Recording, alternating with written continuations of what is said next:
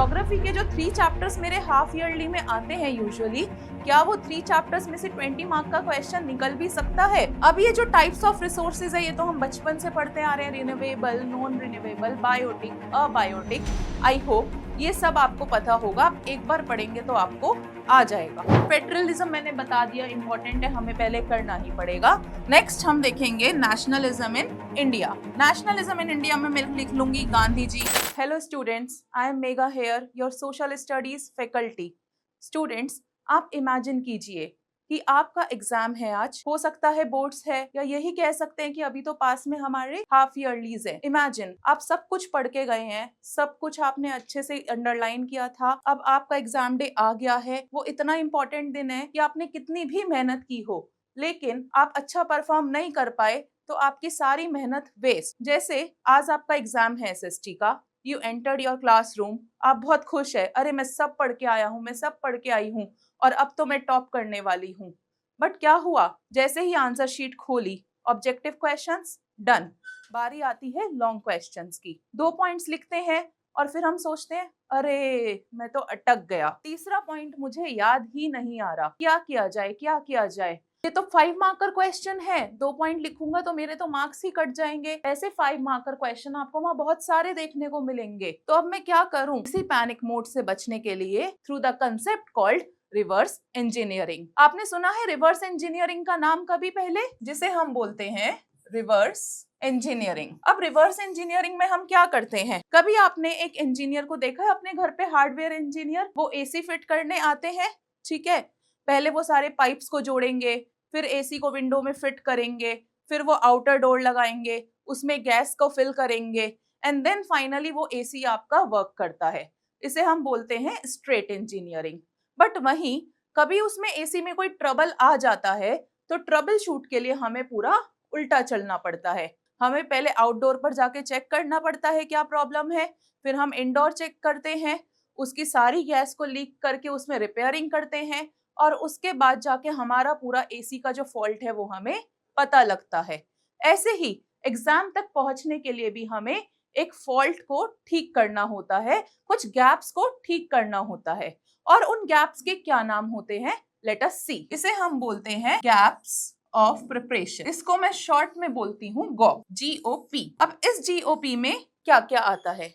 GOP में जो सबसे पहली चीज आती है जो हम मिस कर जाते हैं, वो हम ये मिस करते हैं इंपॉर्टेंट क्वेश्चंस।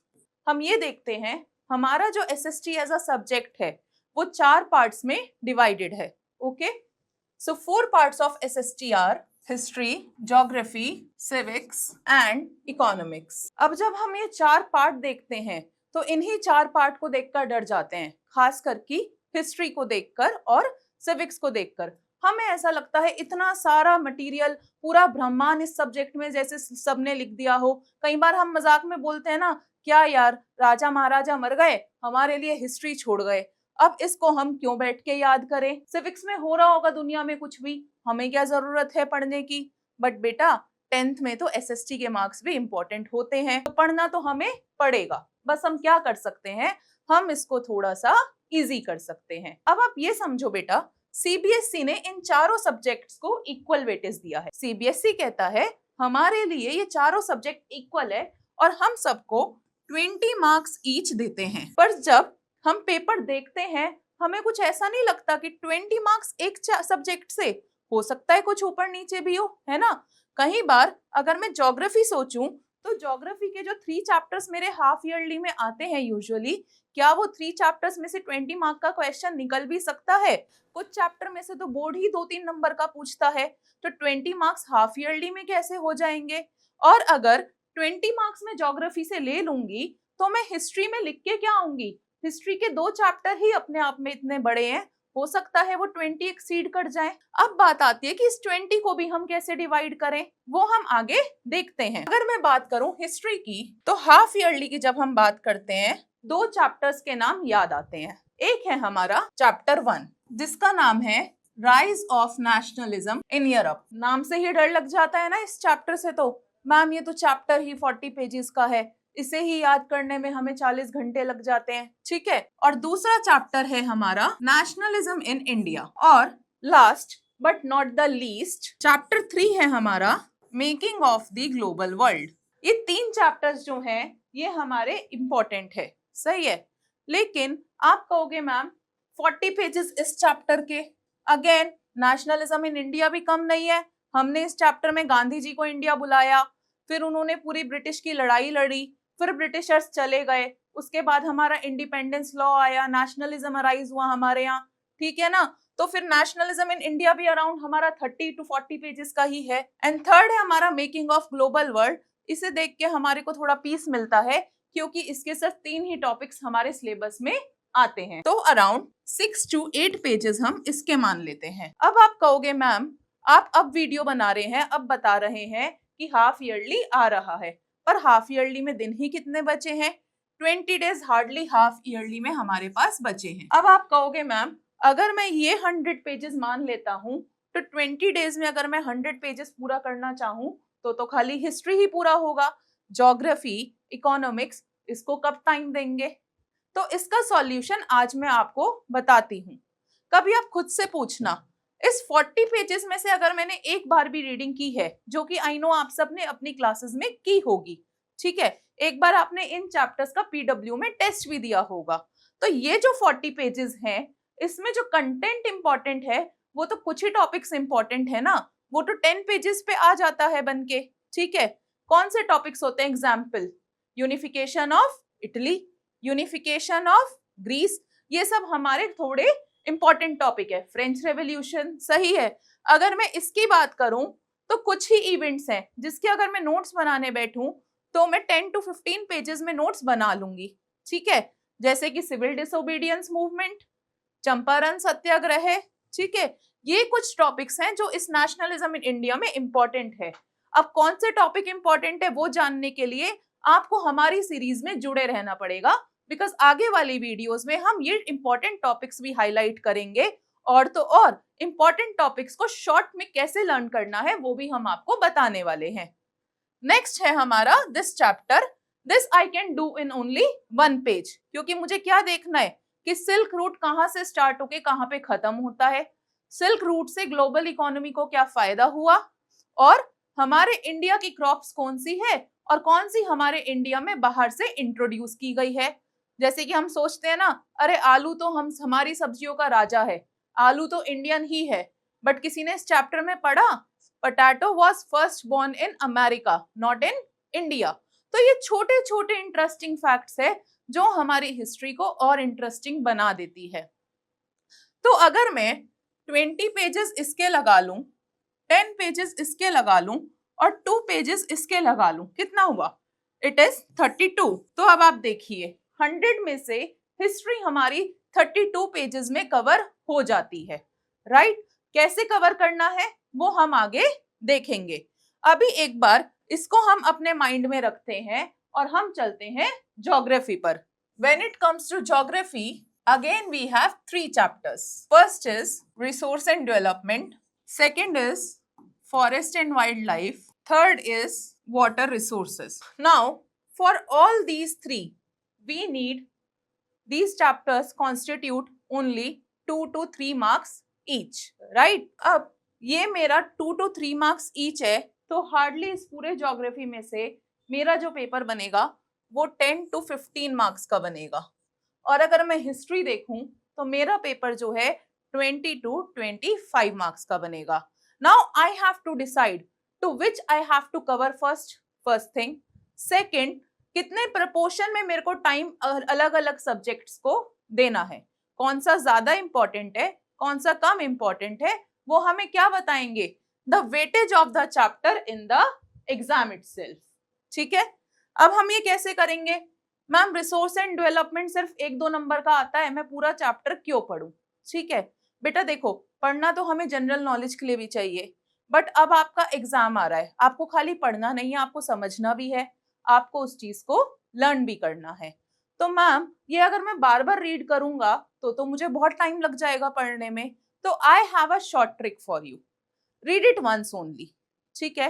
अब रिसोर्स एंड डेवलपमेंट की अगर मैं बात करूं तो इसमें कुछ ही चीजें हैं, जैसे कि पहली चीज है हमारी टाइप्स ऑफ रिसोर्सेस। अब ये जो टाइप्स ऑफ रिसोर्सेज है ये तो हम बचपन से पढ़ते आ रहे हैं, renewable, non renewable, biotic, abiotic. I hope ये सब आपको पता होगा, आप एक बार पढ़ेंगे तो आपको आ जाएगा।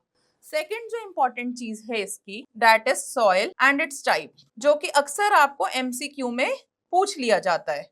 ठीक है, अब अगर मैं इसकी बात करूं तो take one sheet of paper and make a table for all soil types. क्या करना है, हमें एक शीट ऑफ पेपर लेना है, ठीक है, उस पे हमें एक जगह लिखना है सॉइल, एक जगह लिखना है प्लेसेस और एक जगह लिखना है कैरेक्टरिस्टिक। आप देखेंगे ये पूरा जो चैप्टर है एक A4 शीट में समा जाएगा। जैसे मैंने लिखा एरिड सॉइल, आगे मैंने लिख दिया place, it is found in Rajasthan, and then उसका मैंने स्पेशल फीचर लिख दिया दैट इज कंकड़ फॉर्मेशन। जब आप ये एक शीट में बना लेंगे और कहीं भी अपनी टेबल पे, अलमीरा पे इसे पेस्ट कर देंगे, डेली इसे देखेंगे, तो इसे आपको अलग से टाइम देना ही नहीं पड़ेगा।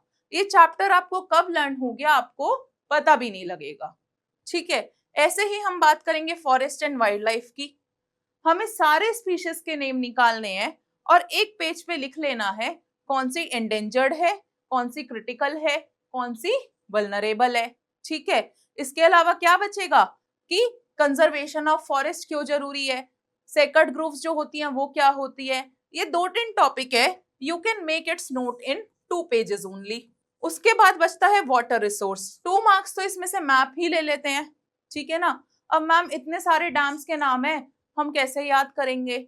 यस बेटा, उसके लिए भी ट्रिक होती है जिसे हम बोलते हैं निमोनिक्स। ठीक है, हम सारे डैम्स के लिए एक पेपर पे निमोनिक्स लिख लेंगे। फॉर एग्जाम्पल आपने बोला नागार्जुन डैम, मैम ये नागार्जुन डैम जो है ये एग्जिस्ट कहाँ करता है, मैं कहूंगी बेटा ये कृष्णा रिवर पे एग्जिस्ट करता है। अब आप ये बताओ, हम सबको पता है in Mahabharata Krishna and Arjun were best friends. ठीक है, इसलिए ये जो नागार्जुन डैम है ये कृष्णा रिवर पे एग्जिस्ट करता है। अगर हम ऐसे लर्न करने चलेंगे तो क्या हम इसे लर्न कर पाएंगे या नहीं कर पाएंगे ना। ऐसे ही हमें ज्योग्राफी को हार्डली 4 to 5 पेजेस के नोट्स बनाने हैं और एक बार बना के एक दिन में हमें इसे खत्म कर देना है। Division of days I will tell you letter.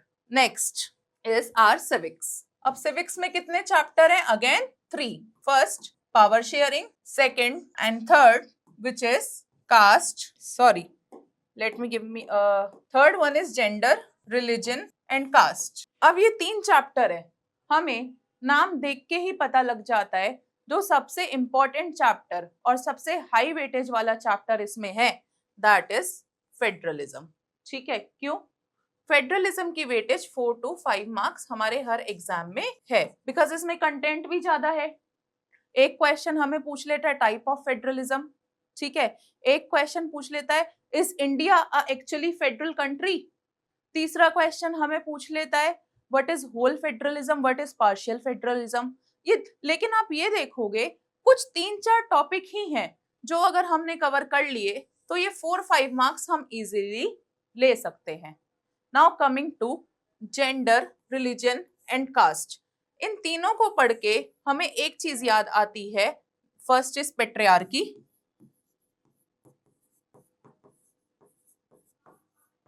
And second is communalism.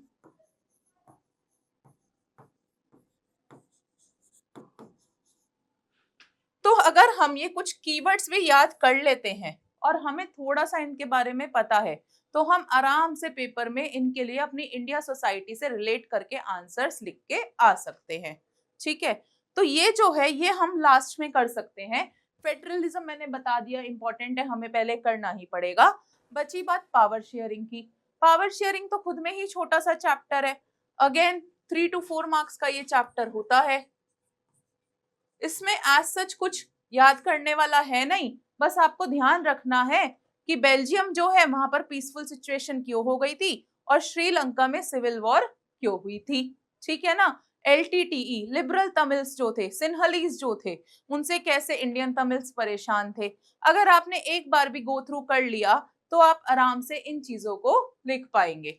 Last but not the least that is economics. अब इकोनॉमिक्स में मैम हमारे कौन से चैप्टर हैं, first is development, second is sectors of Indian economy, जो कि हम बचपन से पढ़ते आ रहे हैं, primary sector, tertiary sector. Third is money and credit, जिसमें हमारा बैंकिंग सिस्टम पूरा दिया हुआ है। अब ये 3 चैप्टर्स हैं, तीनों की मिला के वेटेज है 15 to 20 मार्क्स। लेकिन अगर मैं कंसेप्ट्स की बात करूं तो कंसेप्ट्स आपको दिखेंगे मनी एंड क्रेडिट में, ठीक है। जैसे कि क्रेडिट क्या होता है, सेल्फ हेल्प ग्रुप्स क्या होते हैं, कोऑपरेटिव्स क्या होते हैं। पूरे चैप्टर में ये 2 से 3 टॉपिक है जो हमारे इंपॉर्टेंट है। सेक्टर्स ऑफ इंडियन इकोनॉमी में हमें बचपन से पढ़ रहे हैं हम, primary sector, secondary sector, tertiary sector का लिंक, हमें बस वही पढ़ना है। और बचा डेवलपमेंट। डेवलपमेंट में कुछ कीवर्ड्स है हमारे, ठीक है ना, जैसे कि health index, purchasing power parity. तो बस हमें वो कीवर्ड्स को याद करना है, उन्हें अंडरलाइन कर लेना है, तो पूरी इकोनॉमी बहुत इजीली 2 से 3 दिन में हो जाती है, ठीक है। अब हम बात करेंगे division of number of days. अगर मैं 20 डेज से रिवर्स इंजीनियरिंग करूं, मेरे पास 20 डेज है for my half yearly exam. अगर मैं खुद पढ़ूंगी तो मैं इन चीजों को कैसे पढ़ने के लिए प्रोसीड करूंगी, ठीक है। सबसे पहले मैं उठाऊंगी प्रीवियस ईयर क्वेश्चन बैंक। अब मैम ये प्रीवियस ईयर क्वेश्चन बैंक कहाँ से मिलेगा? पीडब्ल्यू की तरफ से हमें मॉड्यूल्स प्रोवाइडेड हैं, हर चैप्टर के लास्ट में प्रीवियस ईयर क्वेश्चंस दे रखे हैं, और आप देखेंगे हर चैप्टर में प्रीवियस ईयर क्वेश्चंस हैं जो बार बार सीबीएसई पूछता है, ठीक है। सीबीएसई क्या पूछता है बेटा? सपोज करो मैंने लिया history. History is the most biggest subject and people find it quite difficult. तो मैं क्या करूंगी, 5 डेज इसको दे दूंगी, 5 days only 2 hours each, not more than this. एक दिन में कोई भी चैप्टर नहीं पढ़ूंगी, एक दिन में एक व्हाइट पेपर लूंगी डे फर्स्ट पर, और अपना मॉड्यूल खोलूंगी और तीनों चैप्टर के प्रीवियस ईयर क्वेश्चंस देखूंगी, ठीक है। सबसे पहले मैंने देखा rise of nationalism in Europe. जब मैंने rise of nationalism in Europe देखा तो एक व्हाइट शीट पे मैंने देखा कि यार चैप्टर तो इतना बड़ा है, पर कुछ ही टॉपिक्स हैं जिसमें से सीबीएसई ने क्वेश्चन पूछे हैं, जैसे कि यूनिफिकेशन। अब मैं यूनिफिकेशन के आगे लिख दूंगी Britain, strange case of Britain भी जिसे हम कहते हैं, इटली, एक्सेट्रा। देन मैं आऊंगी नेक्स्ट चैप्टर पे सेम डे, क्योंकि मुझे 2 घंटे आज सिर्फ रिवर्स इंजीनियरिंग करनी है, पेपर एनालाइज करना है, ये देखना है, नर्व्स पकड़नी है सीबीएसई की कि टीचर क्वेश्चन पेपर बनाएगी कैसे, ठीक है ना। टीचर से पहले हमें क्वेश्चन पेपर को प्रिडिक्ट कर लेना है, जिससे वहां पर कुछ भी आए हमें लगे अरे ये क्वेश्चन पेपर तो हमने खुद ही बनाया है। नेक्स्ट हम देखेंगे nationalism in India. Nationalism in India में मैं लिख लूंगी गांधी जी, सिविल डिसोबीडियंस, नॉन कोऑपरेशन, ये सब मूवमेंट्स लिख लूंगी मैं। देन मैं आऊंगी ग्लोबलाइजेशन पे। ग्लोबल वर्ल्ड में मैं देखूंगी ग्लोबलाइजेशन का 2 मार्कर आया है कि होती क्या है। सिल्क रूट, एक दिन मैंने इसे दे दिया, राइट। जब मैंने एक दिन इसे दे दिया तो उसके बाद मैं चैप्टर वाइज डे डिवाइड करूंगी। 1.5 days for rise of nationalism in Europe, then 1.5 days for nationalism in India, and last 1 day for global situation, ठीक है। अब इन तीनों चैप्टर्स का मैंने 5 days फिक्स किया। 5th डे पे जब ये सारा मेरा हो जाएगा, 6th डे पे बस मैं सुबह उठ के एक बार ये टेबल दोबारा देखूंगी, क्या जो मैंने बुक में पढ़ा है उससे ये सारे टॉपिक कवर हो गए, and you will realise within the span of 5 days you will be able to complete your whole history. At least second revision आपका हो जाएगा। एक बार आपने पढ़ा हुआ है, सेकंड रिवीजन यहाँ हो जाएगा। पेपर से पहले हमें कोई भी चीज 3 बार पढ़नी होती है बेटा, ठीक है। तीसरी बार हम पेपर के टाइम पे भी पढ़ेंगे, सही है। नेक्स्ट ऐसे मैं सेम सिविक्स के लिए करूंगी, ज्योग्राफी के लिए करूंगी, इकोनॉमी के लिए करूंगी, और टेबल पे टिक करती रहूंगी। जैसे हिस्ट्री मेरा हो गया, 20 में से 5 days चले गए, मेरे पास बचे हैं 15 days, ठीक है। सेम मैं सिविक्स को भी 5 days दूंगी। अगेन एक दिन paper analyse, second day power sharing, third day and fourth day federalism, and 5th day gender, religion and caste, ठीक। ऐसे ही अब हम ज्योग्राफी पे आएंगे। ज्योग्राफी पे हम कितने डेज स्पेंड करें? 4 days ओनली। ये हमारे हो गए 14 days, ठीक है। Same process will go with geography. तीनों चैप्टर के कीवर्ड्स लिखने हैं एक दिन, और 2 दिन में तीनों चैप्टर हमें रिवाइज कर लेने हैं, ठीक है। देन 4 days फॉर इकोनॉमिक्स, एक दिन revision analysis and 3 days for revision. ऐसे करके आपका with in the span of 18 days एक बार सिलेबस पूरा हो जाएगा। और 2 डेज हमारे पास अभी भी बचेंगे। तो मैम अब हम इन 2 डेज में क्या करेंगे? क्या हम दोबारा पूरी हिस्ट्री, ज्योग्राफी, सिविक्स पढ़ेंगे? यस, पर पूरी नहीं। जो इन 5 दिन में हमने किया है हम उसे रिवाइज करेंगे। कैसे? क्योंकि हमें ये 5 दिन सही यूटिलाइज करने हैं। जैसे मैंने आपको हिस्ट्री का ये एग्जाम्पल दिया, जब आप अपनी बुक पढ़ोगे तो बुक में से सिर्फ आपको इज, एम, आर, द पूरी ग्रामर हटा देनी है और खाली जो कीवर्ड्स है या तो वो आप अंडरलाइन कर लेंगे या फिर एक स्टिक नोट लगा के उस पे लिख लेंगे या फिर एक पेपर पे आप लगा के लिख लेंगे। ठीक है, जब आप ये कीवर्ड्स लिख लेंगे तो लास्ट के 2 डेज में हिस्ट्री, सिविक्स, ज्योग्राफी, इकोनॉमिक्स चारों सब्जेक्ट के कीवर्ड्स बस आपको देखने हैं। आपको ये देखना है क्या आपको उससे रिलेटेड चीजें याद है, उसका मीनिंग आपको आता है। अगर मैंने आपसे पूछा power sharing, do you remember that? अगर मैंने आपसे पूछा सस्टेनेबल डेवलपमेंट, तो क्या आपको याद आ रहा है कि सस्टेनेबल डेवलपमेंट जो है वो ब्रंटलैंड कमीशन ने दिया था? ठीक है, आई एम श्योर इतना आपको याद आ जाएगा। आप भूलोगे क्या कि सस्टेनेबल डेवलपमेंट जो कंसेप्ट है वो आया कब था, एलपीजी रिफॉर्म्स जो है वो आई कब थी। आप भूलोगे डेट्स। ठीक है, तो लास्ट डेट पे आपको सारे नोट्स को रिवर्स करके बार बार पेजेस फ्लिप करके आपको एक ही चीज करनी है, that is to learn the dates. और डेट्स भी कैसे लर्न करेंगे? कनेक्टिंग लाइंस को जोड़कर। आप देखेंगे हार्डली 10 डेट्स हैं पूरे सिलेबस में जो आपके लिए इंपॉर्टेंट है, एंड आई बिलीव एक दिन में हम 10 डेट्स तो आराम से याद कर सकते हैं। This is how within the span of 20 days you will be able to done with all your SST revision। ठीक है, आपको क्या करना है, एक और शीट बनानी है जिसमें आपको टेबल बनानी है, first revision, second revision, third revision, fourth revision. First revision I am assuming सब बच्चों ने एक एक बार पढ़ रखे हैं सारे चैप्टर, तो वो ऑलरेडी हुई भी है। ठीक है, सेकंड रिवीजन जब आप ये 5-3-3 के स्लॉट में पढ़ेंगे, 5 डेज 5 डेज 4 डेज 4 डेज, उसमें आपका सेकंड रिवीजन टिक हो जाएगा। थर्ड रिवीजन जब लास्ट के 2 डेज में आप डेट्स वगैरह याद करेंगे तो टिक हो जाएगा। और फोर्थ रिवीजन जिस दिन आपका एग्जाम है उसके बाद 2 दिन का ब्रेक एटलीस्ट मिलता है 2 एग्जाम के बीच में, तो उसमें हम बस ये देखेंगे क्या हमें पहले याद नहीं था। जो हमें पहले याद नहीं था वो हम अंडरलाइन करके रखेंगे और वो हम एक बार बार बार पढ़ लेंगे। जैसे किसी को डेट्स नहीं याद होती तो हम एग्जाम टाइम पे सिर्फ एक बार पेजेस फ्लिप करके डेट्स देख लेंगे। किसी को मैप वर्क में प्रॉब्लम होती है तो वो इंसान मैप वर्क नेमोनिक्स के थ्रू लर्न कर लेगा। ठीक है, यहाँ हमारी सारे चैप्टर्स जो हैं वो 4 बार पूरे हो जाएंगे। एंड आई एम श्योर जो मैंने आपको एक सिचुएशन इमेजिन करवाई थी ना कि हिस्ट्री का पेपर हाथ में है और हम क्वेश्चन डेसिफर ही नहीं कर पा रहे या 2 लाइन लिख के हम रुक गए हैं, जब हम फोर्थ टाइम ये चीज सारे पॉइंट्स बस आंखों से ऊपर से देख के जाएंगे, हमें ऑलरेडी आते होंगे, तो फिफ्थ टाइम वो हमें कुछ नया नहीं लगेगा। वी विल बी श्योर कि हम ये सारे आंसर्स अच्छे से लिख सकते हैं। ठीक है, अभी आपको सुन के लग रहा होगा बहुत सारा है, but at least begin with the first part, begin with analysis of the question paper.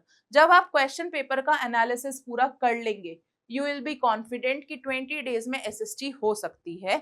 और इसको हम डोंट वरी और इजी करेंगे, हम कुछ शॉर्ट सीरीज लेके आएंगे जहां पर हम सारे चैप्टर्स के इंपॉर्टेंट क्वेश्चंस को उठाएंगे और आपको बताएंगे कि इन्हें लर्न कैसे करना है, कौन से क्वेश्चन मोस्ट प्रोबेबल हैं आपके एग्जाम के लिए। इन सब के लिए आप हमारे साथ जुड़े रहे। Megha ma'am from SST department is always here for you. You don't have to worry for your exam. Keep in touch with us. Thank you.